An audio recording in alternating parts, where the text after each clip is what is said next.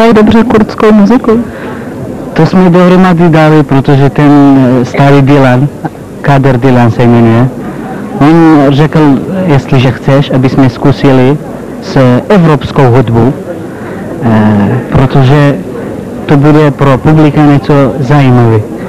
Tak jsme zkusili jenom 3 dny a myslím, že máme úspěch, protože kurdská hudba 1000 a 1000 kilometrů daleko od Československa. To vidím, už jsem dostal to od Českou holku, to znamená, máme úspěch, že jo? Určitě. Takže my vám přejeme moc dalších úspěchů a budeme se těšit, že se s vámi ještě někdy setkáme.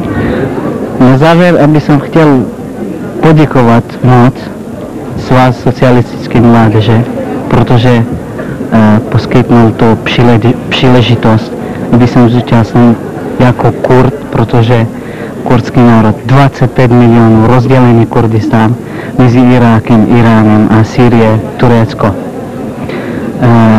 My máme svobodu, chceme mír, chceme život jako ostatní národy, klid.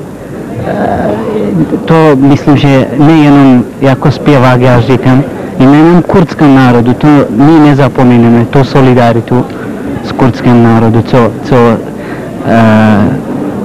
poskytnuli. Aby jsem já dneska kurdský kroj viděli tradice Kurdistánu, poslouchali kurdskou hudbu. Jenom poděkování.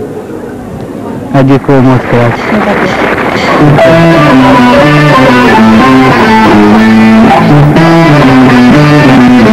No,